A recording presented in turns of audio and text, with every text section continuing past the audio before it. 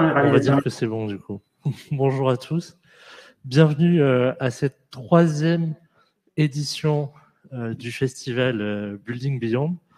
Alors, dans des conditions un peu particulières, vous l'avez vu, c'est le premier événement de ces 2 semaines qui sont co-organisées par Léonard, la plateforme d'innovation et de prospective du groupe Vinci, la Fabrique de la Cité, la Fondation Vinci pour la Cité et le Lab Recherche environnement Vinci Paris Tech. Alors, nos villes, nos territoires, nos infrastructures font face à des enjeux majeurs de réinvention, de renouvellement, à la croisée au final de 3 grandes tendances, de 3 grands enjeux très structurants, les impératifs environnementaux, l'évolution des technologies et notamment du digital, et puis les enjeux plus généraux d'ordre social et politique. Et pour faire en sorte de répondre à l'ensemble de ces enjeux, il nous a paru intéressant cette année, pendant ces 2 semaines, de mettre en avant les métiers et les compétences qui seront ceux, ou qui sont déjà ceux qui transforment les villes et les territoires. Et donc, c'est autour de ce fil rouge que nous vous proposons ces 20 rencontres, la première aujourd'hui et jusqu'au vendredi de la semaine prochaine, pour parcourir l'ensemble de ces enjeux autour de grandes tendances. Alors, le contexte sanitaire oblige, ce festival se déroule dans un format très particulier. Je remercie les intervenants qui sont présents aujourd'hui et ceux qui se succéderont, la centaine qui se succéderont sur ces 2 semaines, d'être présents sur site. Mais vous êtes aussi nombreux à distance à suivre ces événements, à partager vos réactions, vos questions.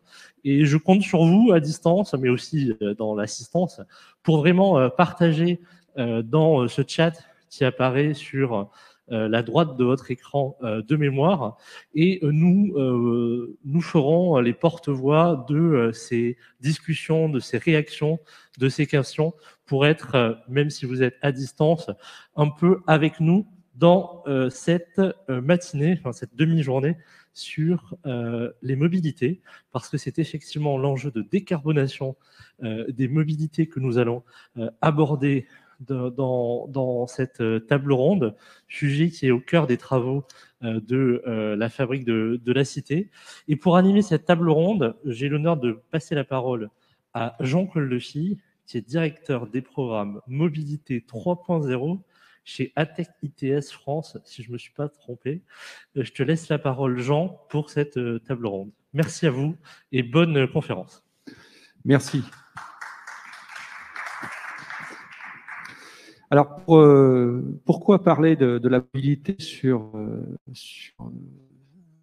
ce forum et ce séminaire et de sa décarbonation? Parce que c'est un des enjeux extrêmement importants en termes d'émissions de gaz à effet de serre. Donc, vous avez ici un petit schéma qui vous dit, en France, quelles sont les principales sources d'émissions de gaz à effet de serre. Donc, les transports, c'est 30%. Et dans les transports, si je pouvais juste avoir de nouveau la diapo, s'il vous plaît. Allô, allô. Et dans les transports, la voiture, ça pèse la moitié, c'est-à-dire 15,7%, 16%. Donc, c'est vraiment le point important. Alors, on a un petit problème technique. On n'a plus d'écran. Voilà. Le deuxième point sur lequel qu'il faut avoir en tête, c'est que l'évolution des kilomètres parcourus par habitant en France depuis très longtemps. Donc ici, vous avez le diagramme de 1960 à 2017. C'est des données INSEE.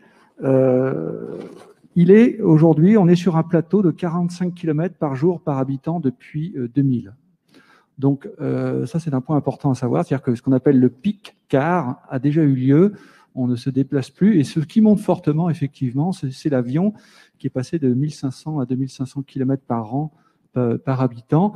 Et vous voyez qu'on a une courbe du PIB en vert qui suit jusque 2000, la courbe des déplacements, et il y a une fracture, c'est-à-dire qu'on a une dissociation, les courbes se sont croisées, il y a une dissociation entre la croissance du PIB et nos déplacements quotidiens. Un dernier élément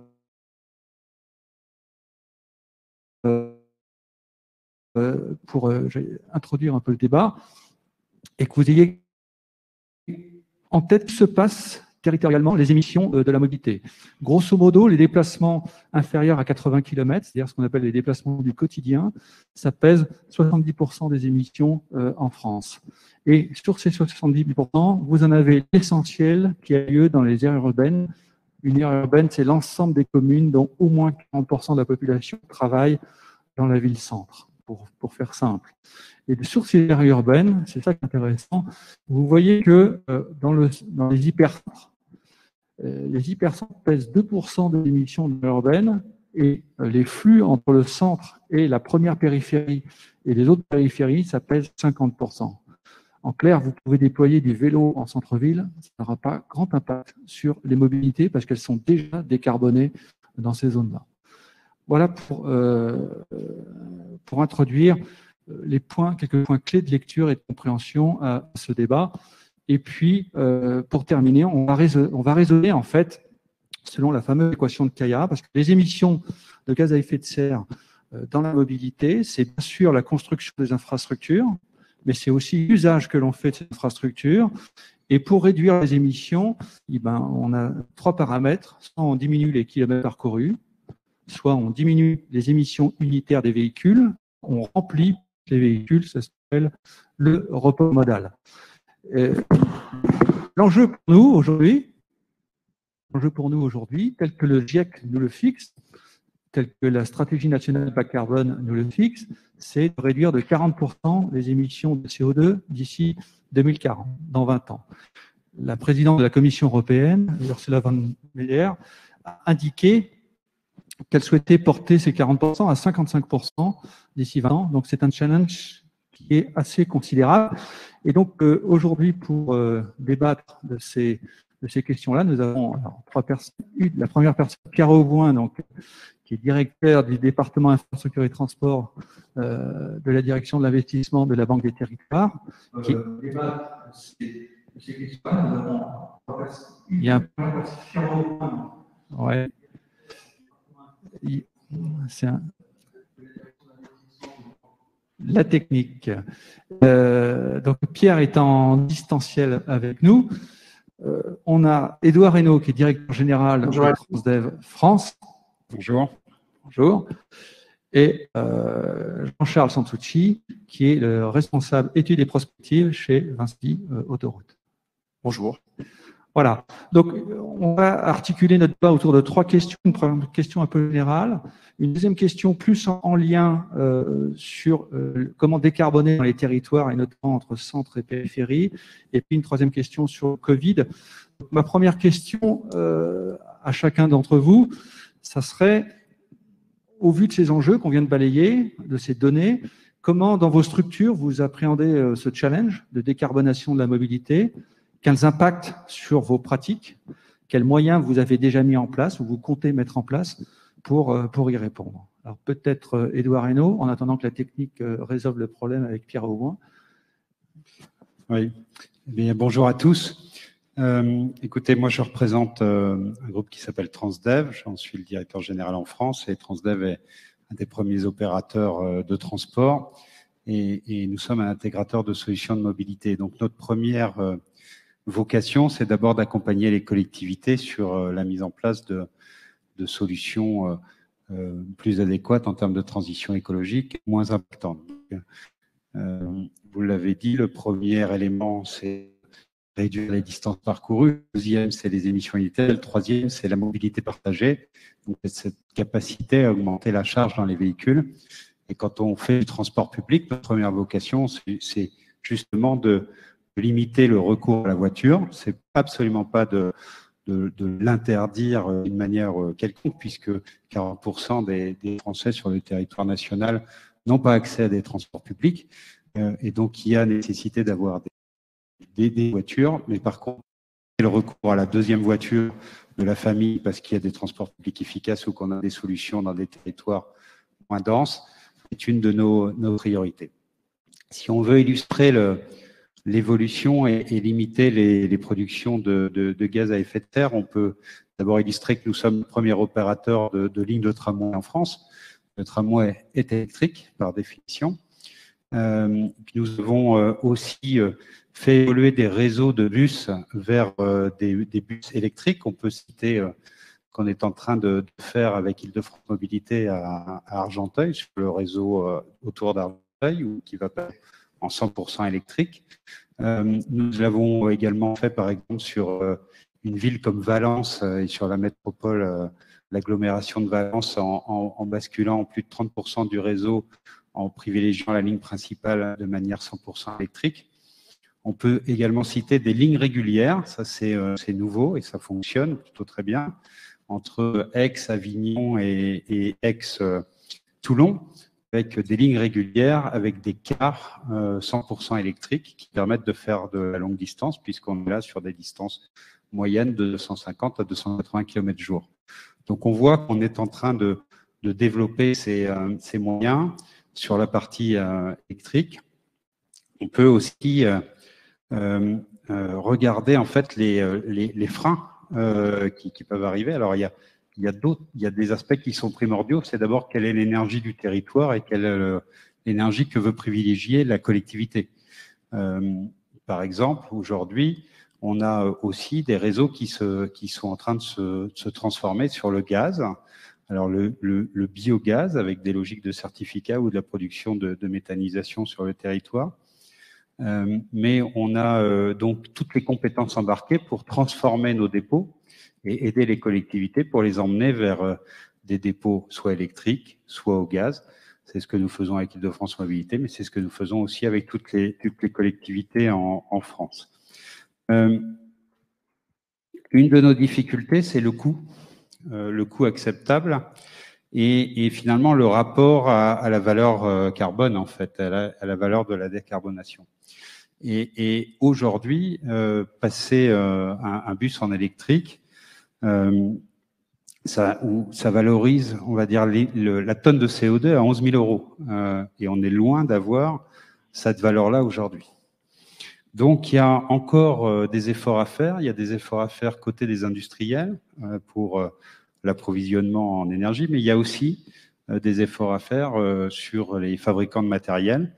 Parce qu'on sait tous qu'un moteur électrique n'est quand même pas non plus une technologie très complexe et aussi coûteuse qu'un moteur à explosion. Voilà. Donc, il y a vraiment des évolutions dans ce domaine-là. Après, je peux citer l'énergie un peu du futur, c'est l'hydrogène. On a des expérimentations en cours sur l'hydrogène. Il y en a une très concrète dans le bassin de Lens-Liévin, où nous avons une ligne régulière avec 6 bus hydrogène.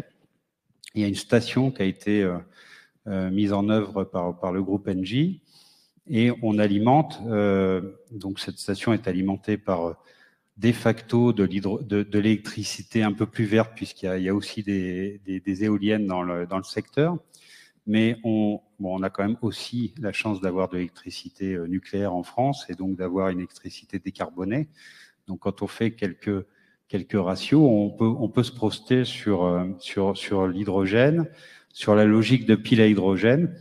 Et ce qu'on ressent aujourd'hui, c'est que dans les conditions économiques du moment, dans les conditions de production, l'hydrogène qui aujourd'hui, il faut bien se le dire, est encore grise. Elle est fabriquée par la chimie, la pétrochimie. Elle n'est pas encore verte, où on peut imaginer quand même des solutions, produire de l'électricité à partir d'unités de valorisation énergétique des déchets, qui avec un pouvoir biogénique va pouvoir délivrer une électricité déjà 50% décarbonée, et puis alimenter un électrolyseur qui va permettre d'avoir de l'hydrogène en local. Ça peut être des solutions. Il y a les logiques d'éoliennes.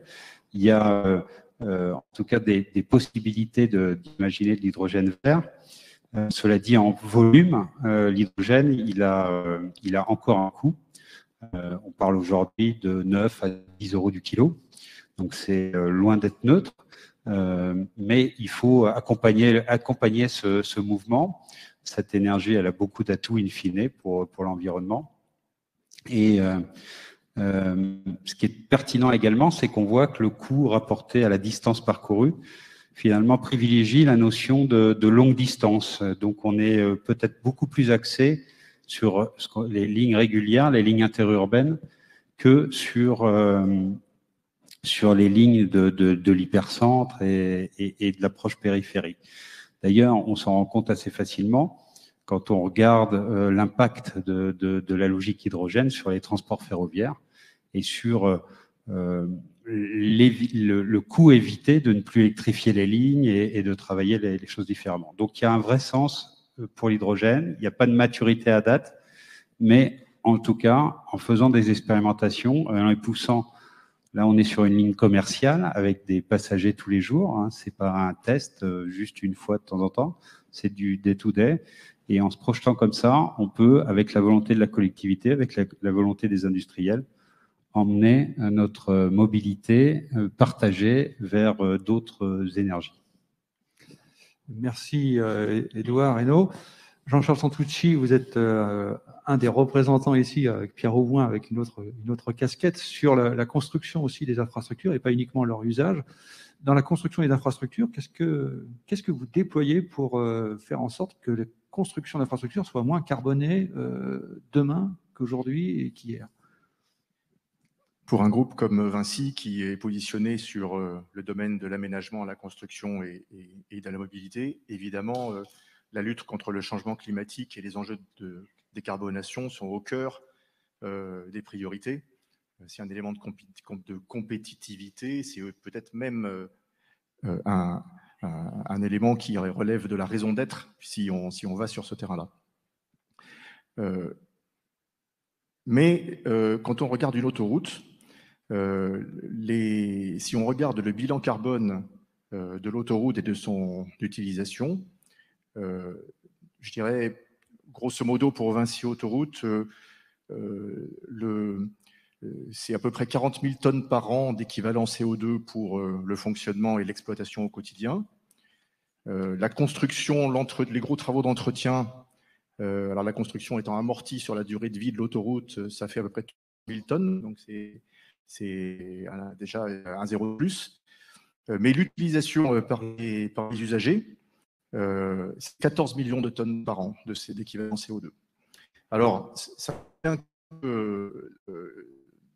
on doit bien sûr agir sur la construction, mais que l'utilisation, l'usage de l'infrastructure est aussi fondamental. Alors, sur la construction, je donnerai quelques exemples très rapidement. Par exemple, au sein du groupe Vinci, les pôles en charge des activités de construction ont développé des solutions comme Power Road, qui permet de récupérer l'énergie sous la chaussée en faisant circuler des tuyaux et qui contiennent des liquides pour récupérer l'énergie du rayonnement solaire sous forme d'énergie thermique qui permet de chauffer un bâtiment, par exemple. Un autre exemple, c'est le recyclage des enrobés. Quand on entretient une chaussée, on recycle 40%, 50%, et on va maintenant jusqu'à 100% des fraisas issus du rabotage des chaussées existantes pour refaire la nouvelle. Sur les questions d'éclairage, dans les tunnels, on peut optimiser bien sûr les équipements pour avoir un système d'éclairage et de ventilation et toute l'alimentation du tunnel la plus sobre possible en énergie. Si je reviens sur l'utilisation, parce que c'est quand même, je dirais, le gros de notre problématique en tant qu'exploitant et concessionnaire, finalement, si on veut décarboner l'autoroute et décarboner les usages de l'autoroute, eh bien, il faut agir sur les comportements des usagers. Et les comportements des usagers, eh bien, c'est des choix modaux ou bien qui sont bien souvent dictés par des questions économiques, le coût des trajets, et puis l'organisation de la vie, et puis le temps passé aussi dans les transports. Les questions d'organisation de la vie, elles relèvent de la sphère publique, l'aménagement des villes. On est sur un temps très long. Du coup, pour agir plus rapidement avec l'ampleur des objectifs auxquels on a à faire face, eh bien, on peut agir sur les véhicules, on y reviendra peut-être un peu plus tard. Et puis sinon, Jean, vous avez évoqué la réduction de la demande. Aujourd'hui, un exploitant routier, il essaye de jouer sur la demande en la déplaçant. On essaie d'écréter les pointes de trafic pour les étaler un petit peu plus dans la journée. On peut les étaler dans l'espace avec des itinéraires alternatifs, mais on reste quand même très à la marge. Si on veut aller plus loin, on tombe dans des mesures contraignantes, réglementaires. Alors vous connaissez l'interdiction des diesels, vous connaissez les zones à faible émission dans les centres-villes. Le confinement a montré un peu de manière, je dirais, un peu abrupte ce que c'était qu'une baisse de la demande contrainte. Mais c'est avec la vie rétrécie qui va avec, c'est d'une certaine manière, et puis une activité économique à l'arrêt. Donc on voit bien que la réduction de la demande, elle est sans doute difficile en termes d'acceptabilité. Et les gilets jaunes sont là pour nous rappeler que quand on contraint trop fortement, ils n'ont pas le choix de mode de mobilité, ça peut générer des frictions sociales importantes. Donc il reste tout ce qui est report modal, et c'est ça que nous essayons de travailler dans le cadre d'une démarche que nous appelons autoroute bas carbone, avec trois dimensions. Essayer de mieux interconnecter l'autoroute avec d'autres modes de transport pour favoriser des mobilités collectives. Le deuxième axe, c'est accompagner l'usage accompagner les usages de l'autoroute avec des véhicules décarbonés, électriques ou hydrogène demain. Et puis le troisième, c'est participer aussi dans les territoires à des projets qui vont dans le sens de la décarbonation, par exemple des projets de production d'énergie renouvelable sur des délaissés autoroutiers qui s'y prêtent assez bien. Cette démarche autoroute bas carbone, on essaye de mettre ces principes en pratique avec des partenaires et en particulier les régions qui sont depuis la loi LOM le chef de file mobilité sur leur périmètre. Nous avons signé une première convention avec la région Sud en fin 2019. D'autres sont en discussion dans d'autres régions et nous avons bon espoir également de signer ces conventions pour travailler avec les collectivités en question sur des projets qui permettent de faire la place plus grande aux mobilités collectives sur l'autoroute. Et puis enfin, je voudrais dire que le covoiturage, qui est une forme de mobilité collective qui s'est développée assez significativement ces dernières années, c'est un succès. Sur autoroute, nous le voyons très fortement. Nos parkings se remplissent. Les parkings de covoiturage de la vallée du Rhône sont pleins tous les jours de la semaine. Et puis, je dirais, nous sommes ainsi encouragés à construire de nouveaux parkings, plus de peut-être une trentaine dans les années à venir, dans le cadre d'un plan d'investissement décidé il y a 2 ans. Et le covoiturage finit par entrer quelque part dans le standard de l'autoroute. La preuve en est, quand nous construisons des échangeurs quelque part maintenant, bien souvent, si le parking de covoiturage n'a pas été prévu dans la conception de l'échangeur, eh bien les collectivités viennent nous demander que l'échangeur inclue un parking qui, voilà, aujourd'hui, s'inscrit dans le paysage de la mobilité automobile et autoroutière. Oui, merci Jean-Charles. Alors Pierre Auboin, vous êtes plutôt du côté des financeurs. Est-ce que cette problématique de la décarbonation impacte vos choix d'investissement et la manière dont vous faites vos choix aujourd'hui? Bonjour Jean, si vous pouvez juste me faire un petit signe pour me dire que vous m'entendez, parce que j'ai coupé le retour son de la salle pour éviter de créer du larcène. Est-ce que vous m'entendez? On ne l'entend pas. Pourtant, mon micro est ouvert, je ne sais pas. Je vous entends, ouais. Oui, je vous entends, mais je peux. Alors, il va falloir reprendre votre intervention parce qu'on ne vous entend pas.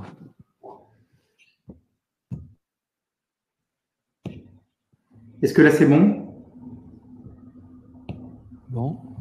petit souci de technique.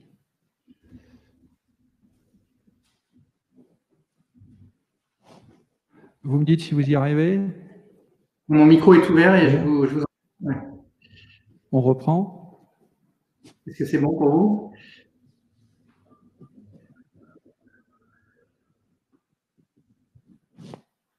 Est-ce que c'est bon? Bon, écoute, on interrogera Pierre quand la technique sera prête. Je vous propose de passer à la deuxième question. Donc, on a vu dans le diagnostic que l'on a fait que aujourd'hui, on a un vrai enjeu au-delà des hypercentres dans les grandes villes pour décarboner les mobilités, puisque effectivement, plus on s'éloigne du centre-ville, moins les alternatives à la voiture existent. Donc, comment éviter aujourd'hui d'avoir, j'allais dire, une décarbonation à deux vitesses, des gens qui habitent en centre et qui ont toutes les options, et puis ceux qui n'y habitent pas et qui ont très peu d'options? C'est la première question. Et la deuxième question sur véhicules électriques, puisqu'il semblerait que dans les campagnes ou en tout cas dans les grandes périphéries, on n'est pas d'autre choix majeur que de décarboner la voiture. Comment est-ce que vous appréhendez son développement pour accélérer son déploiement? J'ai fait un petit calcul ce matin. La part du véhicule électrique aujourd'hui dans les ventes, c'est 4%, électrique et hybride rechargeable.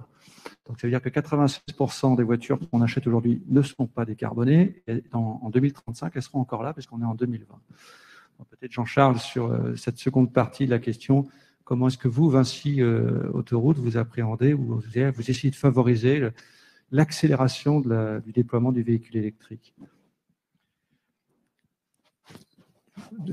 Un mot, je répondrai sur le véhicule électrique, mais un mot d'abord sur des gens qui résident loin des cœurs de ville. Nous pensons que l'autoroute peut apporter sa pierre à des solutions décarbonées. L'autoroute, c'est une infrastructure, ce n'est pas une sorte de mobilité, et elle peut faire la place à des services de transport, de mobilité partagée. Nous avons quelques exemples. Le plus emblématique sur notre réseau, c'est celui qui est au sud de Paris, sur l'autoroute A10, excusez-moi, entre Dourdan et Massy-Palaiseau, où, avec Transdev qui exploite la ligne, les collectivités ont mis en place une ligne de car express qui relie en une vingtaine de minutes, je crois, les deux pôles, avec un nombre d'arrêts très limité entre le départ et l'arrivée. Et ces arrêts sont aménagés en hub, si on peut dire ce mot. Le car qui emprunte l'autoroute sort de celle-ci, s'arrête, dépose les voyageurs à un arrêt et prend ceux qui veulent monter, et puis il continue sa route instantanément jusqu'à sa destination. Et les usagers qui veulent se rendre à l'arrêt disposent d'un parking ou d'un pôle d'échange où ils peuvent venir en voiture ou avec des lignes de bus locales emprunter leur correspondance. Cet exemple-là, qui est content, puisque je crois que les premiers investissements étaient en 2006, il trouve aujourd'hui sa pleine efficacité, 2700 personnes transportées par jour, une voie réservée en fin de parcours pour permettre aux cars de ne pas être coincés dans les bouchons qu'il y a sur l'autoroute à ce moment-là. Eh bien, je dirais l'enjeu pour nous, c'est de copier-coller ce type de solution là où c'est pertinent et de trouver des projets qui permettent de donner un avantage à la mobilité collective, en particulier sur des zones où la congestion fait que il peut y avoir un vrai plus à passer dans une voie réservée quand on est dans un car ou un transport partagé. De la même manière, pour le covoiturage, les voies réservées aux covoitureurs qui apparaissent maintenant comme des objets possibles. La loi LOM les a fait naître et les guides techniques de l'État commencent à permettre de les mettre en œuvre. eh bien, ces voies réservées aux covoitureurs, elles doivent pouvoir aussi massifier des flux de véhicules avec des taux d'occupation qui soient supérieurs aux 1,1, 1,2 qu'on rencontre habituellement sur les autoroutes urbaines. Donc nous travaillons sur des projets de ce type à Toulouse, à Marseille, à Bordeaux, soit des arrêts de bus sur autoroute, soit des voies réservées aux covoitureurs, soit des voies réservées pour les transports en commun. Et l'enjeu maintenant, c'est de passer des idées à la réalisation concrète pour pouvoir vraiment obtenir des résultats significatifs, comme c'est le cas sur l'autoroute A10. Sur le véhicule électrique, là aussi, eh bien, les autoroutes suivent l'évolution de la société à travers essentiellement les équipements de leurs aires de service et des sous-concessionnaires. C'est des points les points de carburant traditionnels deviennent aussi des points de fourniture d'énergie électrique. Par contre, là, l'enjeu, je dirais, c'est d'accélérer et d'être à la hauteur des enjeux. Tu évoquais les perspectives à moyen terme en la matière. Eh bien, si on veut que la France passe un cap en matière de véhicules électriques, eh bien, il faudra que les itinéraires interurbains, et en particulier les grands itinéraires que sont les autoroutes, s'équipent en proportion en suivant l'évolution du parc. Et ça nécessite de passer à un rythme sans doute assez nettement plus soutenu que le rythme actuel. Nous faisons des propositions à l'État dans ce sens et c'est des sujets encore de discussion. Merci. Côté Transdev, ce fameux report modal, comment est-ce qu'on peut l'organiser dans les liens entre les grands centres urbains et leurs grandes périphéries?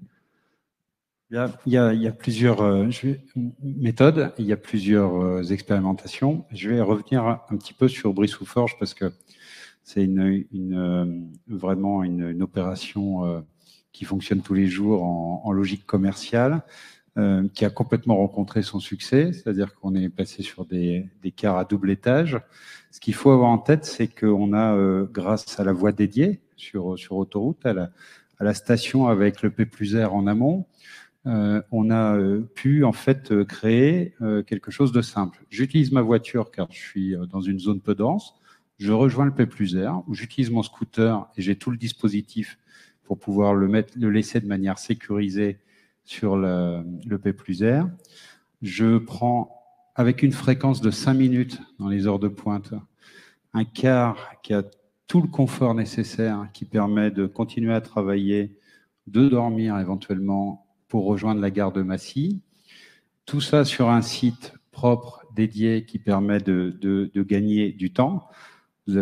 C'est assez puissant quand vous voyez les autres voitures arrêtées et que vous continuez à filer et qu'à la fin de la journée, vous avez gagné 40 minutes, qu'à la fin de la semaine, vous avez gagné 13 heures. Tout ça se met en place de manière assez naturelle. Et ce qu'on a vécu ensemble, c'est finalement une prévision à 1000 personnes, un succès à 2700 personnes, et il a fallu gérer des files d'attente et des queues, parce que la demande était là. Et finalement, on voit qu'on arrive à mettre des dispositifs assez puissants. Donc ça contribue à ce qu'on appelle, nous, remplir plus les véhicules, quoi. C'est-à-dire basculer de la voiture individuelle vers des modes de transport partagés. Il y a d'autres exemples qui sont intéressants et qui sont plus liés au territoire moins dense. En fait, parce que ce qu'on vient d'illustrer, c'est la capacité d'être dans un territoire peu dense et d'avoir accès à l'hypercentre de manière efficace. Et ça, c'est forcément amené à se développer, puisque c'est ça le besoin. Tu l'as dit, Jean, tout à l'heure, le besoin, c'est de travailler sur la décarbonation de 50% de ces trajets qui rentrent dans les centres-villes, bien plus que ce qui se passe dans le centre-ville lui-même, puisqu'on a déjà une mobilité décarbonée, et en tout cas l'impact est très faible sur les émissions de CO2. Donc jouer sur 50%, ça a un vrai sens, et ça a du sens pour tout le monde, parce que venir de la zone moins dense, de la ruralité ou de la semi-ruralité, capable d'arriver dans l'hypercentre de manière rapide, c'est un enjeu. Et c'est un enjeu social, c'est un enjeu de travail, c'est un enjeu culturel, c'est développer la vie sportive. Il y a beaucoup d'enjeux liés à cela. Les mouvements des citoyens l'ont exprimé. C'est aussi le faire de manière la plus économique possible, c'est-à-dire baisser la charge de l'utilisation d'une voiture grâce à des transports publics. Un exemple qui est flagrant, c'est comment on a, avec la volonté d'élus à Fourmies, dans les Hauts-de-France, comment on a réussi aussi, en zone très peu dense, à mettre un dispositif qui permet d'aller chercher de l'emploi, d'aller faire des entretiens de recrutement, d'aller comprendre comment on pouvait aller vers une entreprise pour trouver un travail dans un bassin que vous connaissez, qui est un ancien bassin minier, qui est dynamique, mais qui, en termes d'emploi, nécessite de faire de la distance, alors même que vous êtes en territoire peu dense. Et ça, on l'a réalisé grâce à du covoiturage, grâce à la mise en place de véhicules, d'autopartage de véhicules électriques. On l'a réalisé grâce à la mise en place de vélos électriques également, qui permettent en fait aux gens pour 1 euro, 1,50 € de rejoindre leur entretien de recrutement. Et on l'a accompagné de toute une logique de services de mobilité qui sont en fait très liés à comment j'utilise les transports. C'est-à-dire que on est tous ici, nous, super fanats d'un Citymapper ou d'un dispositif Navigo qui nous permet de nous repérer assez facilement dans l'environnement parisien. Mais quand vous êtes dans les Hauts-de-France, vous pouvez ne pas avoir votre smartphone, vous pouvez aussi avoir un niveau éducationnel qui vous permet pas de lire et d'utiliser ces outils de manière spontanée. Et en fait, on a mis en place des maisons de mobilité. Et cette maison de mobilité, elle vous apprend, grâce à la mise en place d'ordinateurs, de smartphones, de pouvoir utiliser ces services et d'apprendre à les utiliser, et finalement de vous déstresser d'une certaine manière, de faire cette distance pour aller vers votre entretien de recrutement. Et on essaie de faciliter la vie des citoyens du territoire. Donc, c'est vraiment comment je crée un lien de proximité avec un maillage fin pour pouvoir rejoindre les réseaux plus structurants de mobilité. Un autre exemple qui est important et qui est en train de se nouer, ou j'allais dire de se renouer actuellement, ce sont les lignes de desserte fine du territoire, les lignes ferroviaires. Là, c'est un élément aussi flagrant, c'est-à-dire qu'on sait que les Français aiment le train, mais sauf que les Français aujourd'hui, ils le voient comme juste un élément de longue distance ou comme quelque chose de très complexe dans la courte distance parce qu'on est plutôt en périurbain et qu'on est plutôt des banlieusards. Mais fondamentalement, le besoin du train sur des dessertes fines très, très axées, là où il y a un besoin, sont en train de reprendre corps. Mais le réseau, aujourd'hui, il a vieilli, il n'a pas été entretenu, il a été délaissé. Et les exemples qu'on a, nous, on a construit cela au moment de l'ouverture à la concurrence en Allemagne, dans les années 94. Depuis 94, on dynamise des lignes et on dynamise des petites lignes. On appelle ça petites lignes. C'est plutôt des lignes de desserte fine du territoire où la ligne quasi abandonnée peut rapidement avoir 4000 passagers jour.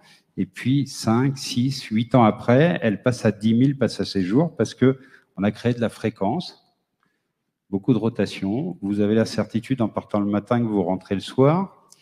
Vous avez toutes les connexions en termes d'information avec les moyens de transport suivants.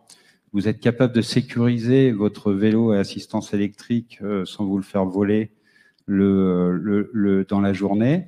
Enfin, il y a tous ces aspects-là qui font que on arrive à dynamiser une ligne. On la dynamise parce que les gens de la ligne, ceux qui l'opèrent, qui l'exploitent, sont généralement sur le territoire lui-même. Il n'y a pas une décision qui se prend sur Paris et qu'on est dans une logique de rationalisation, on est dans une logique d'exploitation plus frugale et on est dans des logiques qui permettent d'avoir sur ces lignes particulières des modes d'exploitation qui sont cohérents en termes de sécurité, qui sont exactement positionnés pour le futur et pour transporter les voyageurs, mais qui ne sont pas lourds au point de faire de la grande distance, etc. Ça, ce sont des éléments qui sont essentiels.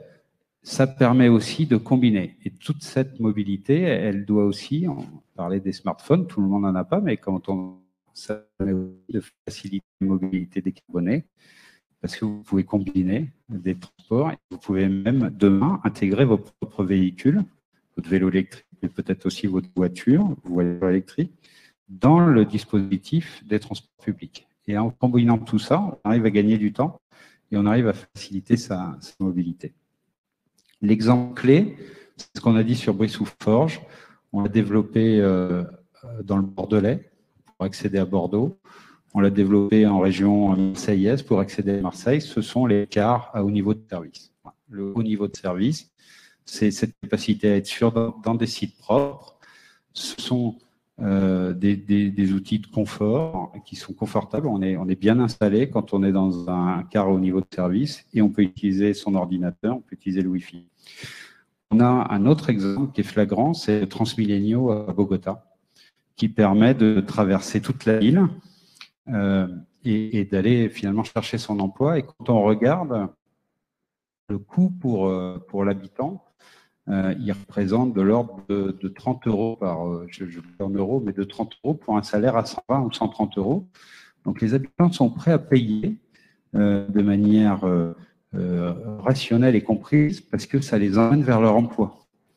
Et donc tout le monde y voit l'intérêt. Tout le monde y voit l'intérêt. Donc on est dans ces pays qui pourtant sont plutôt jugés comme plus pauvres que nous, ils sont déjà dans une modernité d'avance.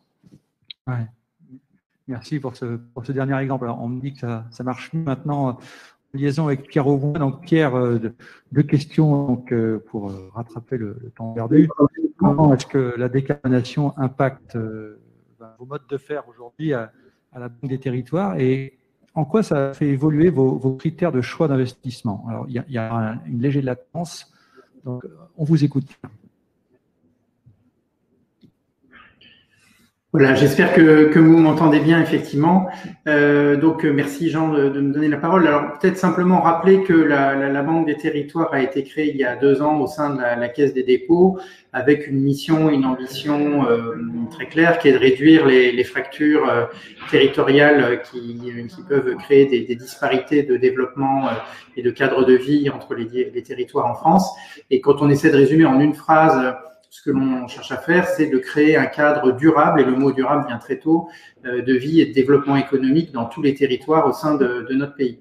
Et donc, dans ce cadre-là, effectivement, on a fait évoluer significativement la nature de nos investissements dans la mobilité.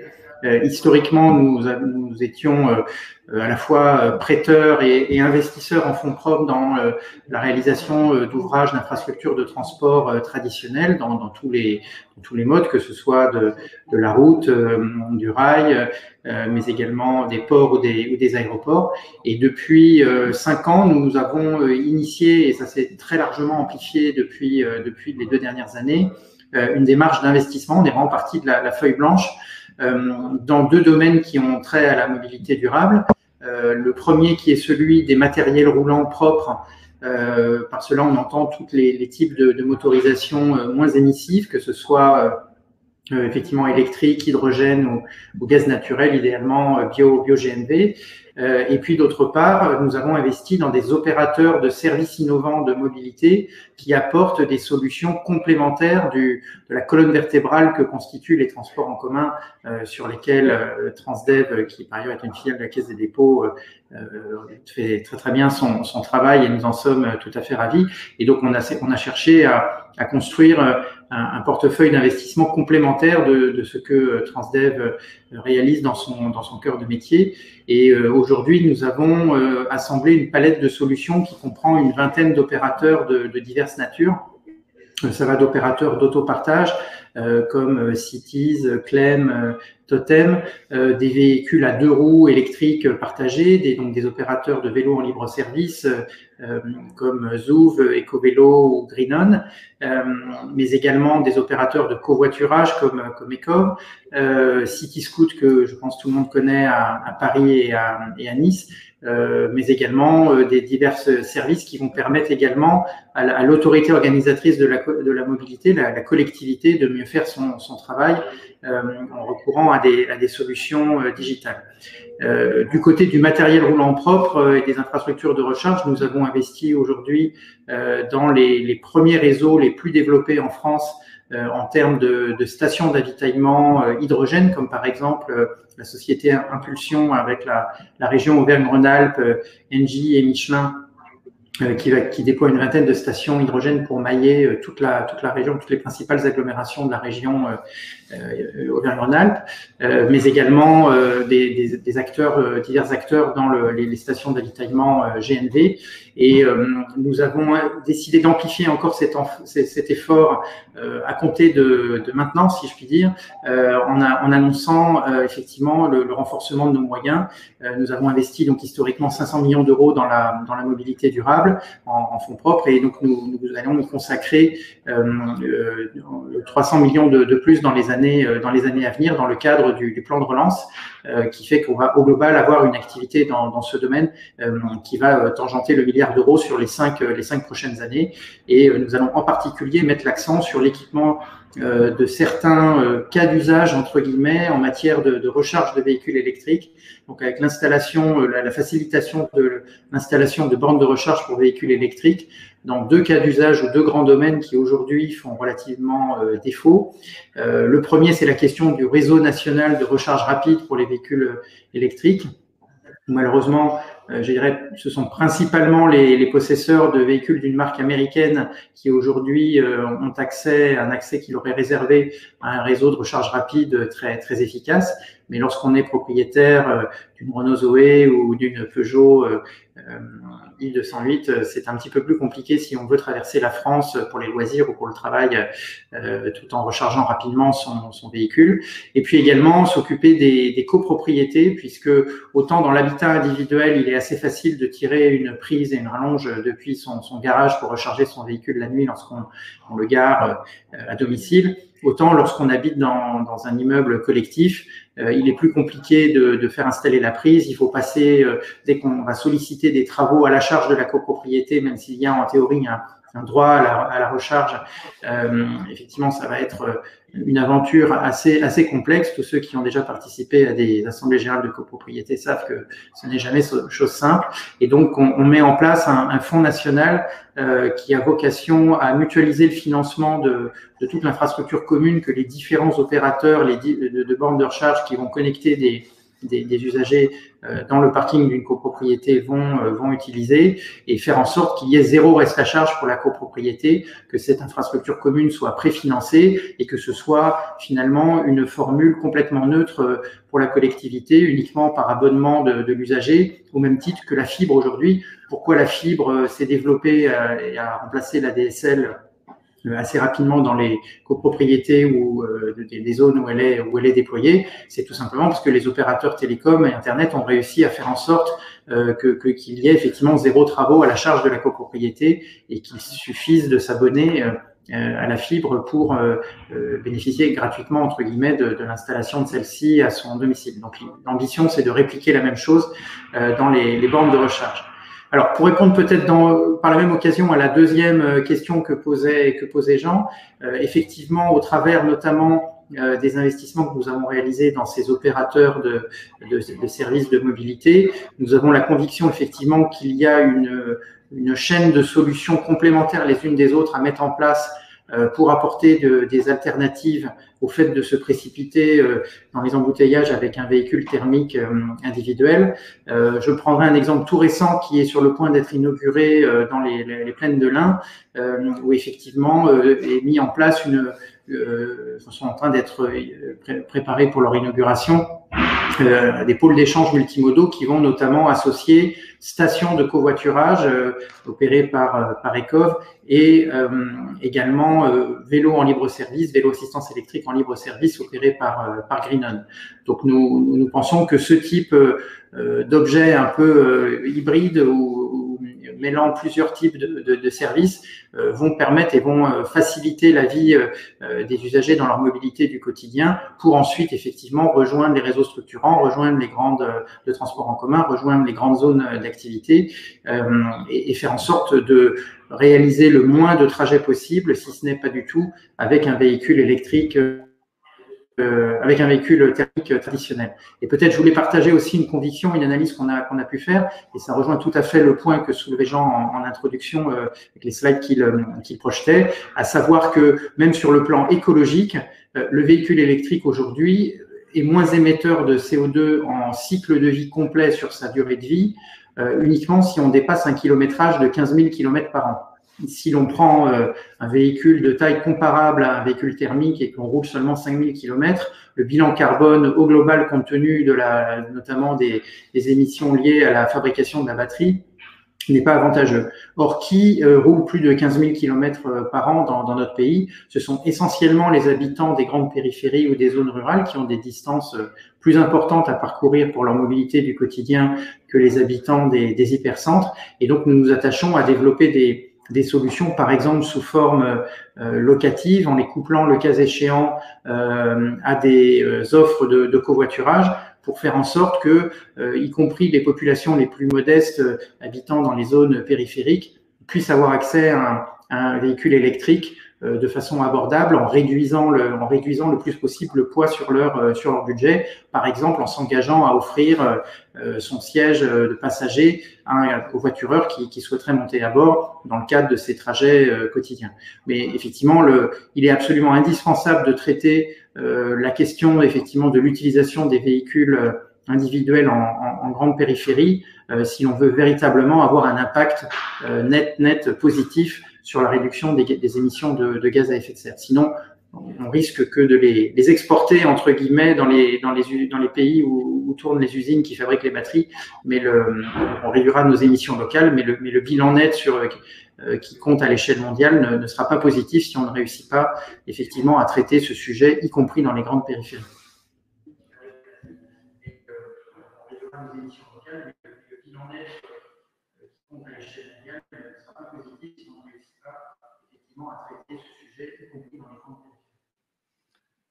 Merci Pierre pour ce point très complet. Je voulais juste préciser pour pas qu'il y ait d'ambiguïté, quand vous parliez effectivement de modèle économique où la collectivité n'est rien à payer, la collectivité dans votre esprit c'était les copropriétés, ce qui veut dire que c'est l'usager, l'utilisateur qui dans son abonnement va payer et amortir ses investissements dans une durée assez longue.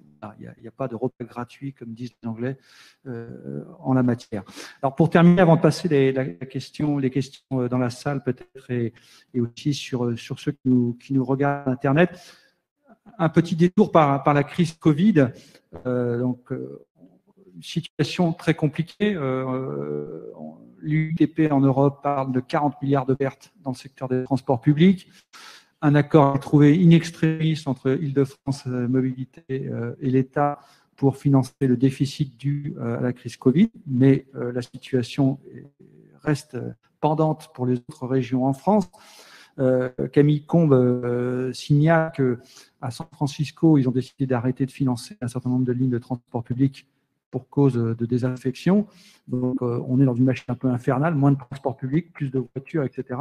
Et on voit bien aujourd'hui que dans les baromètres, les statistiques de mobilité, le trafic automobile est revenu pratiquement à son niveau pré-Covid, alors qu'on a encore un certain nombre de gens qui sont au chômage partiel, que tout le monde y a du télétravail, que dans les universités, tout le monde ne va pas... Enfin bref, on a du trafic en moins, mais le trafic automobile est revenu. On est à moins 25% dans les transports en public, que je crois, aujourd'hui. Voilà, donc il y a un plan de relance sur la mobilité qui consacre 6 milliards sur le ferroviaire, les transports en commun urbains, le vélo. Et pour reprendre le mot d'Yves Crozet, avant de relancer, est-ce qu'il ne faudrait pas d'abord sauver? Alors la question c'est, est-ce qu'on est là aujourd'hui? Je me tourne vers vous, Édouard Reynaud. Est-ce qu'il n'y a pas au final un questionnement de fond sur le modèle économique de la mobilité et du transport en commun en particulier? Oui, on peut peut-être rappeler le modèle économique de la mobilité aujourd'hui. C'est un tiers lié au versement mobilité, donc c'est une taxe sur les salaires versés par les entreprises. Un tiers lié à ce que nous payons, ce sont les recettes commerciales, et un tiers lié à la fiscalité locale et aux ressources liées à la fiscalité pour les collectivités. L'impact de la crise Covid cette année, c'est si vous projetez l'année complète, entre les 2 mois normaux de l'année, janvier-février, le démarrage du confinement, la reprise progressive et le rythme actuel avec certes une montée, puisque tu précises qu'on est à moins 25%, bon, certains réseaux sont à moins 15%, mais globalement au niveau national, on est à moins 75% de fréquentation sur les réseaux de transport public. C'est moins 60 dans le métro. Il y a une encore plus grande désaffection du métro par rapport au transport de surface. Il y a le télétravail que l'a cité, il y a le téléenseignement pour les étudiants. Donc tout ça fait qu'aujourd'hui, quand vous sommez l'année, vous êtes à 50% de fréquentation en moins. Et on estime qu'on arrivera globalement, mensuellement, à entre moins 10 et moins 20 avec des changements d'habitude. C'est-à-dire que fin d'année, la projection de fréquentation sur les principaux réseaux en France va être de l'ordre de 90% de ce qu'on faisait l'année dernière à la même époque. C'est moins 10%. Moins 10% d'activité, ça a un impact très fort. Si on regarde les pertes de recettes commerciales et les pertes de versement mobilité, c'est 5 milliards de pertes aujourd'hui pour les collectivités. Donc, Île-de-France Mobilité vient d'être compensée pour ces pertes de versement mobilité et ces pertes commerciales par l'État. Un certain nombre de collectivités sont en train de s'organiser aussi pour demander des compensations pour la survie du modèle. Parce qu'en fait, ça nous projette sur des changements d'habitude et ça nous projette sur la capacité à dynamiser par la finance publique, la mobilité et la transition écologique. Donc, le plan de relance vient dans la deuxième phase, mais cette phase actuelle va avoir un impact très fort. Et pour rien vous cacher, on a des collectivités aujourd'hui qui se posent la question de réduire le niveau d'offre. Donc, on repart dans une spirale qui n'est pas celle qu'on avait réussi à créer depuis les 15 dernières années dans le transport public. Voilà. Donc, on s'organise, on essaie de travailler ensemble, de se projeter. Il y a eu un moment assez compliqué puisqu'il y avait aussi les élections en France avec des changements d'exécutif. Et donc, il faut que le dispositif se stabilise. Moi, je voudrais saluer par contre la capacité d'adaptation des collectivités dans les moments que nous avons vécus. Les collectivités sont organisées aussi vite que les entreprises pour délocaliser leur capacité de comptable, leur délocaliser leur capacité de paiement des fournisseurs que nous sommes, ont pu gérer et aider les entreprises à être en trésorerie positive puisqu'ils ont effectué les versements, donc ils ont soutenu l'emploi et les entreprises. On s'est tous adaptés. Dans la période de confinement, on était à 40% de nos effectifs qui étaient sur le terrain, considérés comme essentiels pour aider les premières lignes. Et on est aujourd'hui dans la phase où nous développons globalement 100% du service avec une fréquentation qui est 25% inférieure. Donc, dans des économies à frais fixes comme les nôtres, avec des marges, je dirais, pour rien vous cacher, entre 1 et 2% du chiffre d'affaires, très vite, un décrochage de 25% de votre activité, ça vous oblige à vous réinventer. Et le modèle économique est questionné aujourd'hui. Et puis, le versement mobilité, il est également lié à l'emploi, au fait que les entreprises ont des salariés qui viennent sur leur site. Et aujourd'hui, avec le télétravail, avec des changements d'habitude, on peut imaginer que les salariés vont peut-être venir un jour, voire deux, de moins sur les sites et donc utiliser les transports un peu moins. Il y a une étude récente de l'ADEME que j'ai pas encore lue dans le détail, mais qui a l'air en tout cas de venir expliquer qu'il y a quand même des effets, on va dire, négatifs sur la production de CO2 du télétravail, avec des délocalisations de gens qui s'en vont encore plus loin et qui vont utiliser des transports encore plus pénalisants en termes de CO2. Donc, il faut regarder l'ensemble vraiment avec recul. Je ne sais pas s'il y a des questions dans la salle. J'ai quelques questions sur Internet. Une question.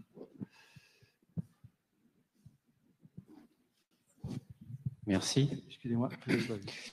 Alors moi, je suis Pierre Delec, je suis en charge des sujets de mobilité autonome électrique chez Léonard ici. Et si vous me permettez, j'ai deux questions. La première pour Transdev et puis la deuxième pour la caisse. Première pour Transdev, vous parlez d'une valorisation de la tonne de CO2 à 11 000 € au début de votre présentation. Je pense que vous faisiez allusion à des bus électriques à batterie. D'après vous, comment on peut faire pour réduire, quels sont les leviers plutôt technologiques pour réduire cette valeur à des niveaux finalement acceptables pour la collectivité, des niveaux d'investissement acceptables, parce que c'est très très élevé aujourd'hui. Et puis je pose la deuxième pour la Caisse des dépôts.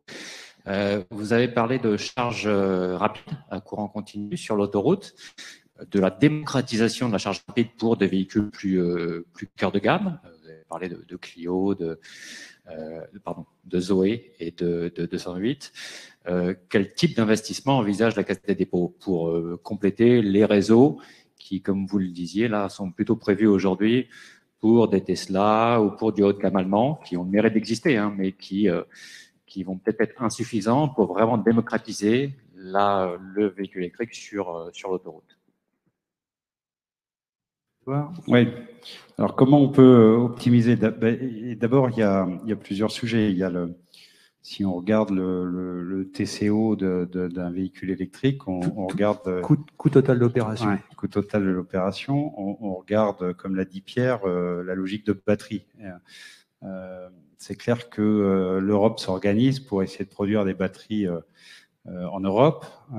Ça pose toujours la question de la frugalité des métaux rares et des métaux précieux nécessaires, mais en tout cas, c'est un pas de plus pour réduire l'impact carbone de ce dispositif. On a des producteurs de véhicules, il faut pas se tromper, quand on fabrique des bus et des cars, on a une portion congrue de la fabrication en fait du transport routier par camion. C'est-à-dire que le premier raisonnement des constructeurs, c'est j'oriente ma flotte de véhicules de transport lourd et j'ai derrière mes gammes de bus et de cars.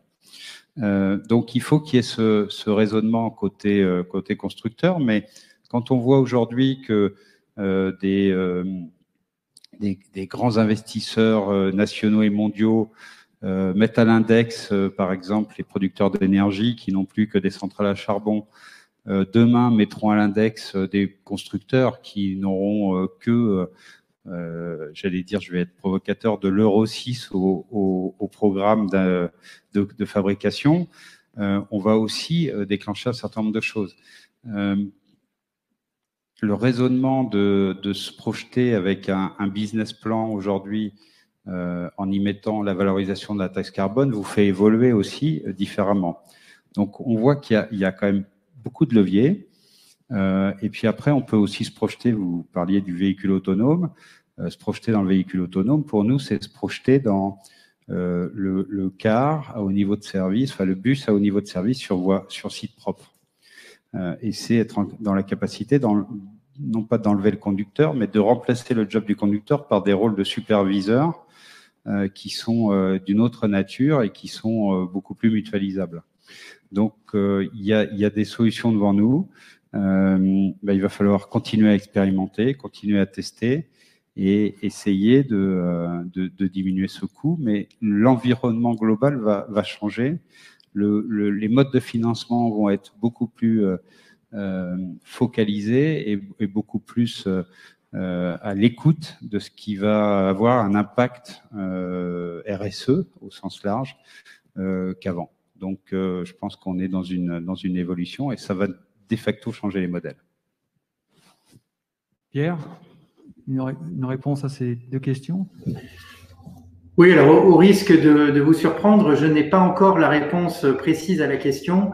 Ce que nous avons annoncé le 26 mai dernier lors de la présentation par le gouvernement du plan de soutien à l'automobile, qui était un des plans sectoriels en avance de phase sur le plan de relance dans sa globalité, c'est notre intention de constituer, c'est ce que nous sommes en train de faire, un groupement ou un consortium avec les différentes parties prenantes pertinentes autour de la table pour précisément commencer par spécifier véritablement le besoin.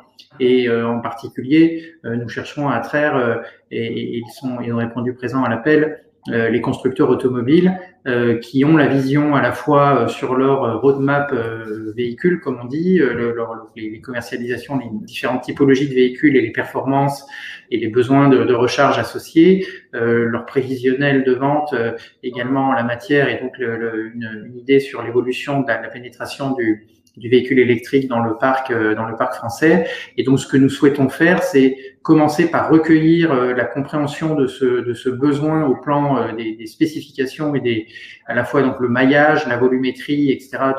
en fonction des usages qui sont anticipés pour ces véhicules. Et ensuite passer dans une phase de réalisation à laquelle naturellement nous serons intéressés de participer en tant que financeurs. Mais il nous semble que cette première étape, qui est une question de quelques mois, est absolument indispensable. Et je pense que si l'on devait dresser le bilan de qu'est-ce qui fait aujourd'hui que, en dépit du fait que nos constructeurs, les constructeurs automobiles qui représentent la majorité du marché français des véhicules, ont des gammes électrifiées, mais que l'on a un réseau de recharge je dirais sur longue distance qui est un peu à la traîne par rapport à cette gamme, c'est sans doute imputable au fait que notamment les constructeurs automobiles considéraient que, entre guillemets, ce n'était pas leur métier que de s'impliquer dans la définition de ces réseaux de recharge. Donc là, indépendamment de la question de est-ce qu'ils vont mettre la main au portefeuille ou pas pour contribuer à financer ces réseaux, l'idée c'est déjà de commencer par s'assurer que l'on prend bien en compte la définition du besoin et que l'on a les bons voltages, les bonnes prises, le bon maillage géographique en cohérence avec ce que les constructeurs pensent être le déploiement de ces véhicules électriques dans les prochaines années et les usages de trajets longue distance qui en découleront. Le maillage géographique en cohérence avec ce que les constructeurs pensent être le déploiement de ces véhicules électriques dans les prochaines années et les usages de trajets longue distance. Il y avait une autre question aussi.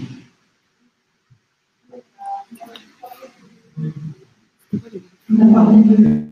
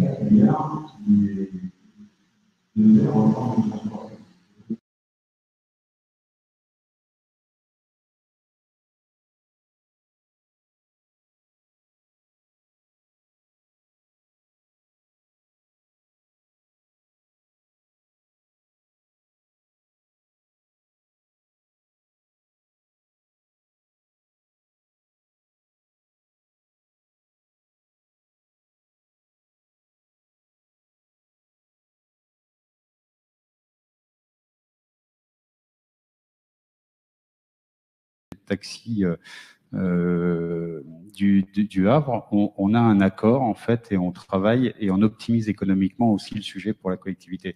C'est-à-dire qu'une personne individuelle, en pleine nuit, on va lui envoyer un taxi.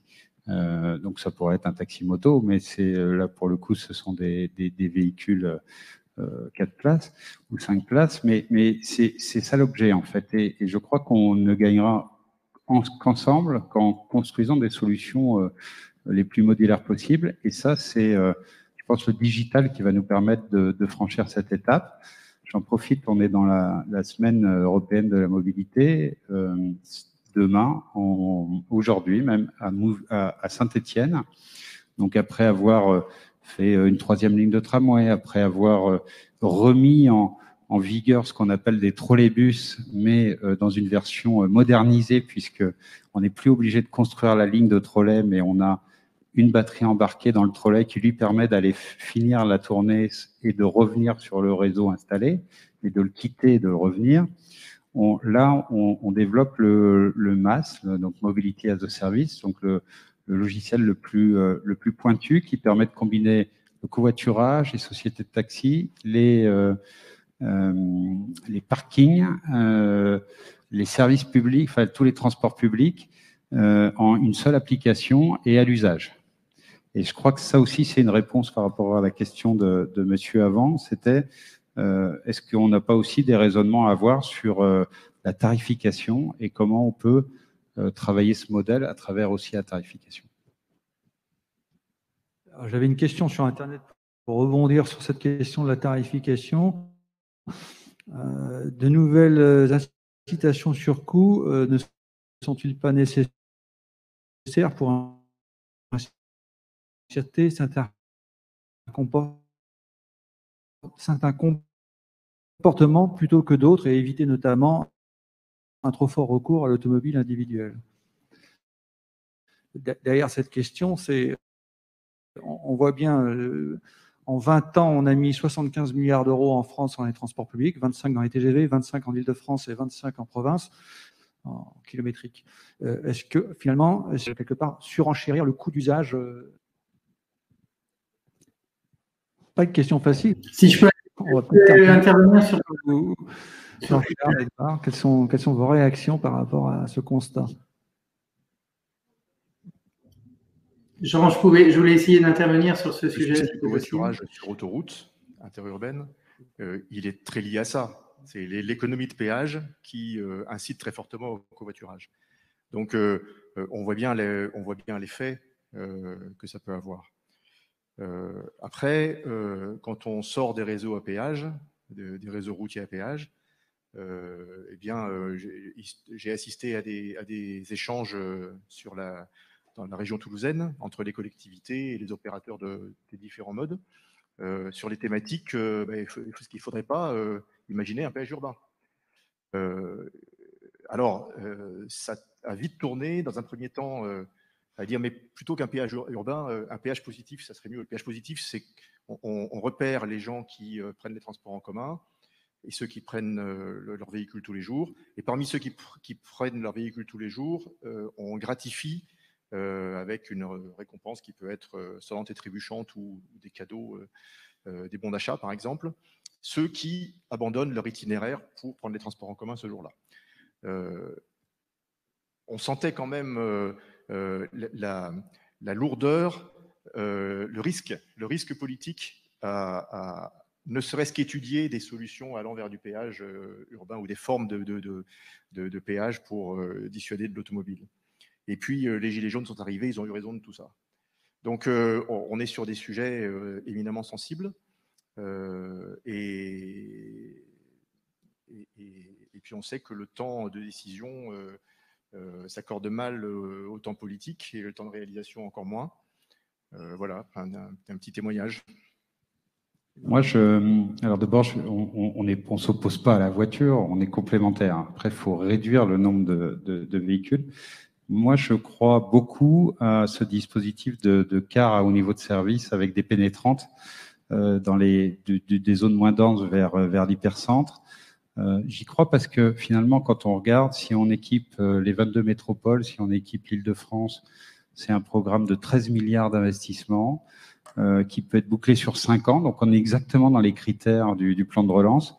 Bon, 13 milliards, en fait, c'est déjà beaucoup plus que ce qui est consacré à la mobilité, puisque le plan de relance, il consacre 11 milliards, dont 7 milliards pour la SNCF. Donc, il y a des enjeux de ce type, mais c'est un bon moyen d'avoir une logique d'investissement modérée, beaucoup moins forte que des modes très lourds, et d'être capable de rendre un service. Et on le voit bien sur Brie-sous-Forges, c'est 3000 personnes jour, et on est parti de rien, et on a bien sorti 3000 personnes de leur véhicule individuel. Voilà.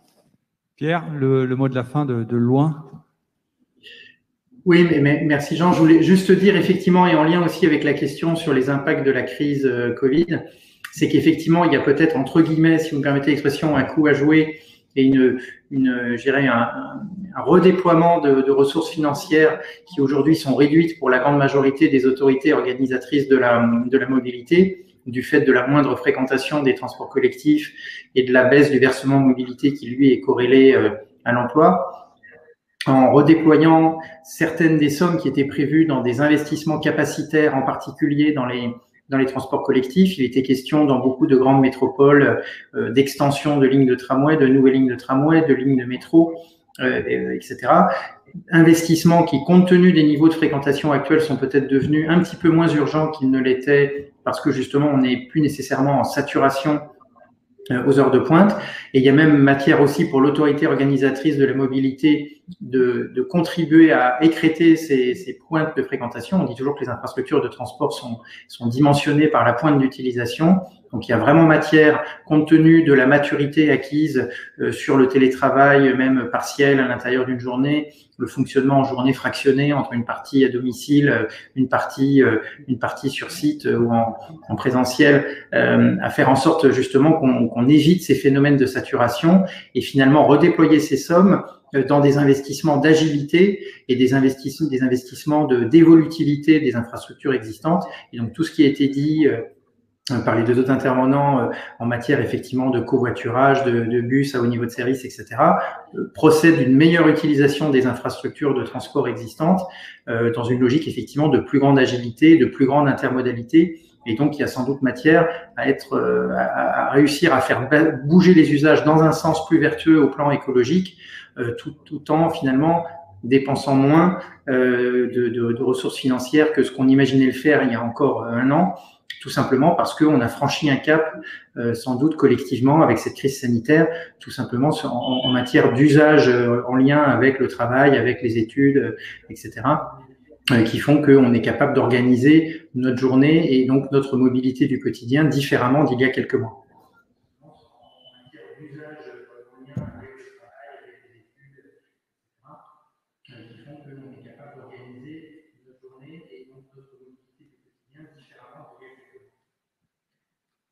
Très bien. Eh bien, écoutez, je vous propose qu'on termine sur ce mot de Pierre Aubouin. Donc, un grand merci à nos intervenants.